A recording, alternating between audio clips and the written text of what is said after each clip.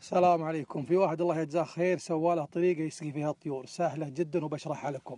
هذا جرك الفاضي وهذا 5 لتر مليان.